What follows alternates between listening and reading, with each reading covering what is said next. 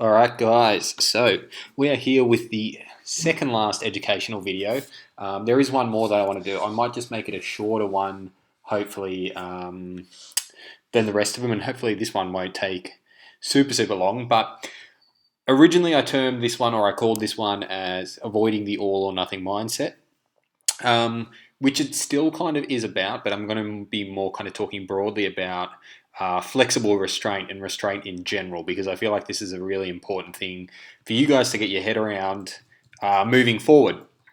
And it does tie into kind of avoiding that all or nothing mindset.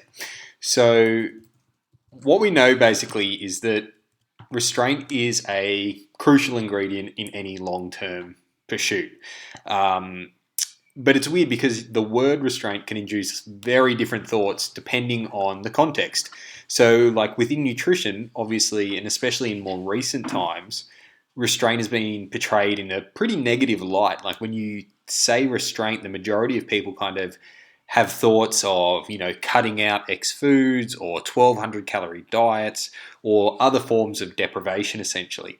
But what I also think is interesting is that in nearly every other domain, restraint or self control is seen as a desirable characteristic. Um, so these differences in perspectives may be due to some of the early research on eating behavior and weight control, which relied heavily on what they called the restraint theory. So the restraint theory suggests that dietary restraint essentially provoked counter-regulatory responses.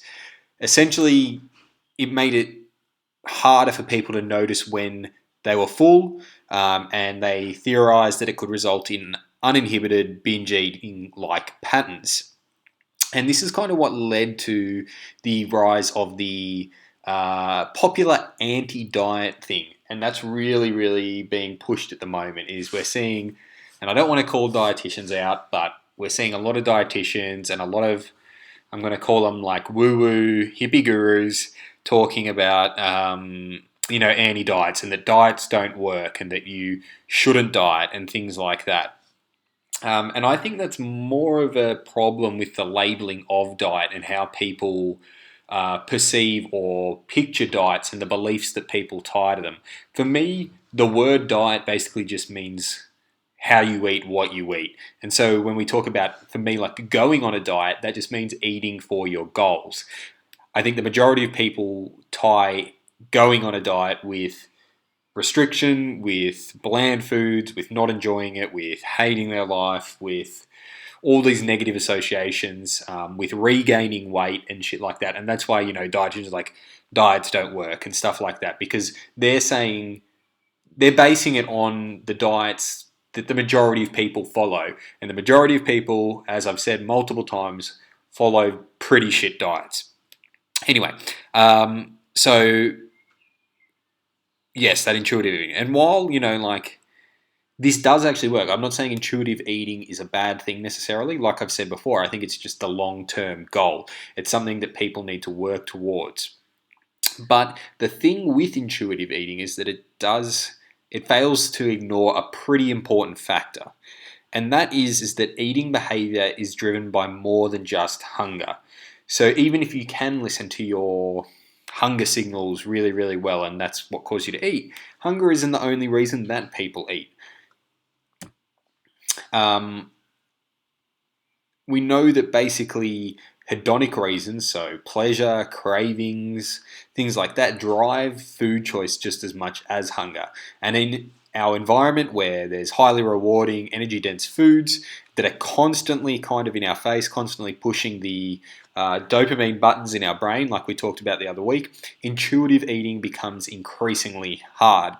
And one could even argue that realistically, a lack of restraint plays a part in the current obesity epidemic, that people are the way they are because they've been intuitive eating, because they've been basically living up to what their brain has been telling them to do, which is eating delicious, hyper-palatable foods. And so this kind of theory basically is being backed up by clinical studies on weight loss and weight maintenance. And so what we can see here is that there are interventions that have compared a relaxed intuitive eating type approach versus an approach that promotes some form of restraint have repeatedly found that the inclusion of restraint produces better results. And you can see the studies that I'm kind of referencing down there. And furthermore, if we look at individuals who have lost weight and kept it off for extended periods of time, we can see that on average they have higher levels of restraint and lower levels of disinhibition. So this is all fairly confusing. We know restraint's been seen as bad, restraint's been seen as good. And I know when I was first researching this, I was fairly confused. So let me shed some light. Basically, restraint is neither good nor bad. And like most things within nutrition, when taken to extremes, such as having a super strict, rigid rules that leave you feeling deprived, restraint can be detrimental. On the other hand, having no guidelines or no restraint at all also tends to lead to problems, as we've seen with the obesity epidemic. So, fortunately, what we can see is that it appears that there's not just one type of restraint. When we further examine restraint, we can kind of divide it into two main distinct categories, and that's rigid restraint and flexible restraint. So, as you can see in front of you, rigid restraint is characterized by an all or nothing approach and a tendency to swing between periods of strict dieting and binge-like periods in which bad, dirty, or forbidden foods are consumed without control. With rigid restraint, people tend to view nutrition as I'm on a diet or I'm off a diet, which then leads to gauging success in black or white terms. I've either followed the diet and I was good, or I'm off the diet and I was bad. And so as you can see, we can start to see how that all or nothing mindset starts to kind of tie in with that. And so if you have found that you've kind of gone this way, and I know there's a few people that have mentioned it during this program, it is kind of a sign, or at least a warning signal, that perhaps you are being too restrictive and rigid with your restraint. The second time is obviously flexible restraint, and that's where kind of like this whole flexible dieting type concept comes into play. And basically, flexible restraint or dieting is a more progressive approach to losing weight, losing fat, in which bad foods are considered fine in moderate amounts. And I would even say that they're not labelled as bad foods. That's why they've got the two. I can't remember what you call those things. Which are considered fine in moderate amounts, but rather than excluded entirely, which leads to a more consistent and sustainable diet. And the way that this kind of works is that basically what we know is that when we make something restricted, or we make it eliminated, or we say to someone, you're not allowed to have this on your diet, it tends to make people want those foods more. And the other thing is that when we have foods that are eliminated or they're not allowed to have, when they inevitably have that food, they feel like they've failed, they feel like they've broken the diet, and then they tend to feel like a failure and say, screw it, and have that all or nothing approach, and then just go YOLO. So what we can see is that, rigid restraint is more likely to lead to disinhibited eating compared to a more flexible approach. And this is a really important point, because disinhibited eating involves a lack of control around food, such as binge eating. And in my experience and from the literature, it appears that basically one of the big differences between successful and unsuccessful restraint may be down to how it impacts your self-regulation. With successful restraint reducing disinhibited eating patterns.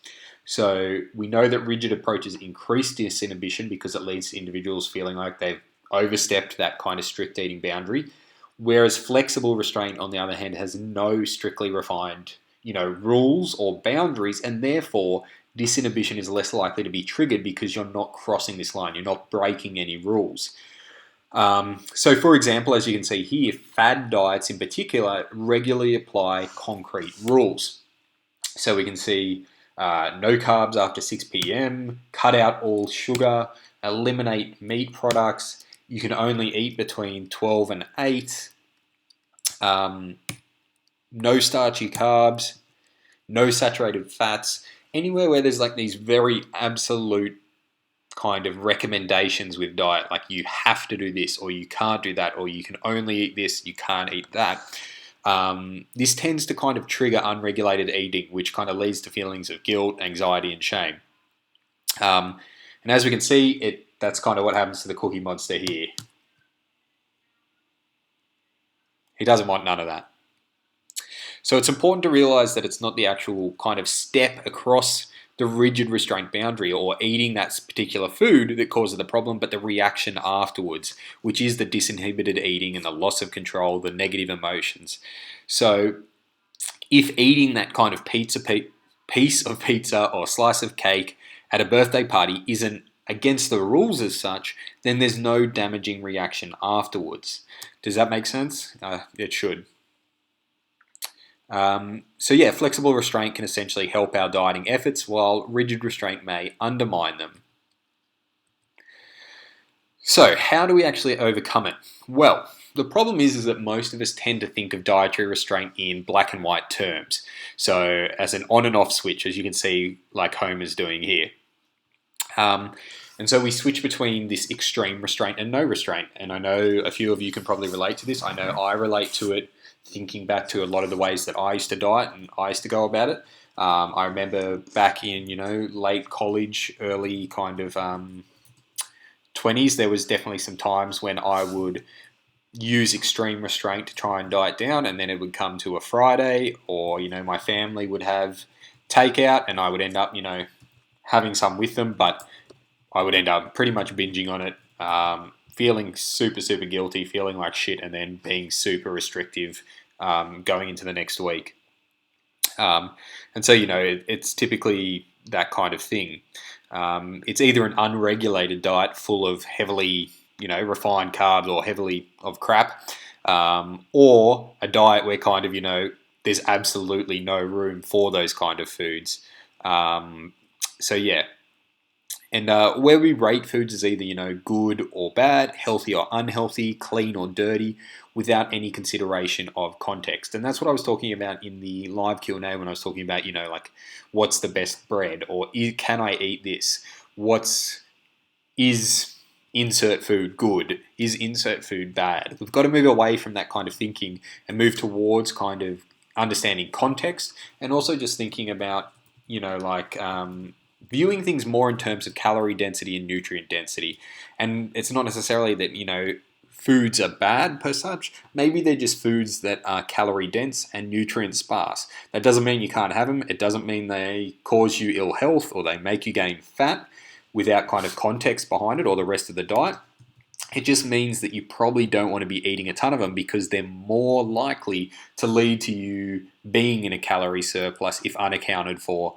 And if they do make up a large part of your diet, then they crowd out kind of more nutrient-dense options. Then you may see some health detriments that come along with that, and obviously by gaining weight. And so by bouncing kind of between these dietary extremes, we make our goals a lot harder to achieve and then maintain. But at the same time, with no restraint, we may not be consistently doing the behaviors that actually work towards our goals. And with too much restraint, we're likely going to burn out due to immense time and effort invested. So for me, the answer seems fairly simple here. We need to choose an appropriate level of restraint and flexibility for our particular needs. And I wish I had put a slide up that said this, because I feel like that's an important point, but I didn't. So I'm just going to repeat it. Make sure you write this down or remember it. Choose an appropriate level of restraint and flexibility for our particular needs. And that way we can avoid wasting time, effort, and increase adherence. And adherence is the big daddy of dietary success. Basically, alongside energy balance, dietary adherence is the largest predictor of weight loss or fat loss. Therefore, it's essential to consider what degree of dietary restraint is going to optimize adherence and allow progression at an optimal rate. Again, I should be a fucking poet. That was beautiful right there. So just rereading that, alongside energy balance, dietary adherence is the largest predictor of weight loss. Therefore, it's essential to consider what degree of dietary restraint is going to optimize adherence and allow progression at an optimal rate. So, how do we do that? Boom. Rather than an off or on switch like Homer was just playing with, we can start to think of dietary restraint like a dimmer dial, which is what we see here. So just like we'd adjust, say, like a dimmer switch in your bedroom, depending on the type of mood we were trying to set, we need to adjust our dietary dimmer dial to reach our goals. So just like if you were in the bedroom and you were trying to kind of play with a dimmer dial, set it too bright and you might definitely, you'll find your way to bed. Actually, let me set that up. That wasn't a good setup. Let's say you're going to bed of an evening. Let's say your partner's already in bed and you've got a dimmer dial. If you turn on the lights but you set it too bright, you're going to find your way to bed fairly easily because you can obviously see fairly clearly, only to be greeted by an elbow from your unappreciative partner who was seconds away from sleeping because obviously the bright lights woke them up. On the opposite end of the brightness, if you go too dark or you don't turn on any kind of light, you're walking blind and you're probably going to go to stub toe city. So obviously there has to be a compromise, or there has to be a better place between, super bright and no light at all. So same with dietary. Basically, we can ramp the dial up and we can see increased dietary restraint, but that also means that we're going to see reduced dietary flexibility. So that's kind of the yin and yang of that. And we also know that with kind of, that increased restraint, we're basically also saying increased accuracy of measurement methods. Or you turn the dial down and we see increased dietary flexibility, decreased dietary restraint, but typically that also means less accurate measurement methods. So how do we I'll just actually talk you through kind of the diagram quickly. So as you can see, like what we're basically saying here is that depending on your goals, which I'm going to talk about in a second, will depend on how much flexibility and restraint you can play with. As we can see, for general health, you can maintain a healthy body weight and maintain great health while having a super flexible approach to your diet, with eating out reasonably regularly without worrying about too many things or having to track super diligently, at least in the long term. I think there's still benefit to tracking for brief periods to gain calorie awareness for most people, and obviously if you've got a goal, that can be good to make sure you get there. Then we can see lose a couple of kilos. Means you're going to have to show a little bit more restraint, but you still can be fairly flexible if that's your main goal, is just to kind of drop a couple of kilos, depending on where your starting point is at. I should also say with that, if you're already very, very lean, losing a couple of kilos is probably going to be very, very hard, and you're going to have to show a lot of restraint. And I know I've had a few conversations with people like that in the group as well. As we can see, then there's kind of, beach ready, which again requires more restraint and less flexibility, so you're not going to be able to eat out quite as much. Then we have like photo shoot and comp prep, things like that. So how do we determine what's optimal? First of all, it's kind of not just a set and forget. So basically what we need to know is that the dial needs to be tweaked and turned. It's not you don't just set it on a certain thing and then leave it forever. Obviously you can play with it depending on these factors that we're talking about here. So some of the key ones are what are your goals? So are you looking to gain muscle, lose fat, improve health markers? We know an athlete in a weight class based sport striving to drop 10 kilos in 12 weeks is going to need a lot more restraint, will need to apply highly accurate methods of dietary tracking, and can't afford the same dietary flexibility as someone who's just looking to shed a couple of kilos for summer. Similarly, an individual attempting to identify what foods may be causing them GI distress will likely need to show more dietary restraint, track their intake more accurately, and likely won't have the flexibility of someone looking to just improve their health. The more specific or extreme your goal is, the further you're going to have to turn the dial up. The other thing we need to consider is total daily energy expenditure.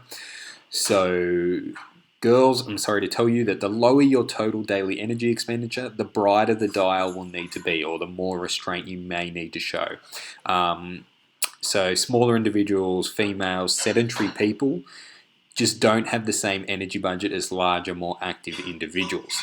So by having a smaller energy budget, it just means that you're always going to need to have a slightly brighter or slightly less flexible, more restrained way of going about things than someone who has a much larger energy budget. There's just no getting around that. The third one is personal preferences. So there are the odd people out there who prefer just being more restrained, having more rigidness, following a meal plan, like a very strict meal plan, completely avoiding or eliminating things. There are people that like that. If you're one of those people, cool, you do you. If you do think you're one of those individuals, that is cool. But if you are bouncing between binge and restrict cycles, then you're likely not one of these people, and it is time to reevaluate. So now we know why setting the dial correctly is important and what we need to consider when setting it. All we need to know is how to then adjust it. So the simple 3-step process. 1, implement change and be consistent. 2, review. 3, adjust as needed. So let's go with an example. Let's say Greg comes to me looking to reduce his body fat. We get an accurate baseline and then go over his current dietary behaviors. Greg hasn't paid much attention to his nutrition before, so starting out may just require improving his food choices, just focusing on eating nutrient-dense, calorie-sparse foods, making him eat whole foods essentially. We don't need to kind of crank that dimmer dial all the way to 100% restraint, like I would with, say, like a contest prep athlete or something like that. We just need to tweak it a little and suggest making some kind of whole food substitutions, cutting down on soft drink consumption, those kind of low-hanging fruit type things. And naturally, this will generally decrease his energy intake, resulting in fat loss. Eventually, let's say that fat loss slows down as the body adapts, and we need to review the behaviors Greg's been implementing, looking for consistency. If he hasn't been consistent with what we were kind of originally going to do, then it's not going to make a difference. We need to have consistency before we make changes. Because realistically, if they can't be consistent on a higher energy intake, reducing the calories is not going to help. So we decided to kind of adjust our methods because Greg's been consistent, and we turn the dial a little further up to continue progression towards Greg's goals. So maybe we have a look at Greg's total energy intake / portions, and we proceed to track his intake for a period, make some adjustments to his meals, such as increasing his protein intake, reducing his fat intake to make that energy deficit larger again. So let's just say that Greg then loves the transformation he's seeing and decides he wants to have abs when he goes to the beach this summer. To reduce his body fat low enough, we have to then even turn the dial even further. We get Greg to start tracking his food intake more accurately. We get him weighing and tracking, providing macronutrient targets for him to aim towards. We advise him on the optimal time, nutrient timing, some of those smaller bits and pieces, and make him aware that in order to reach his goals by summer, he may have to reduce the number of meals he has out or he purchases out, that he's going to have to cook more of his own meals. So yeah, as you can see, basically as Greg's goal becomes more specific and further from his comfortable baseline, the further we turn the dial. Cool. This week's task. Basically, I just want you to identify where you typically resort to all or nothing thinking and what might be a better approach. So feel free to post that in the comments below and I will help you all out.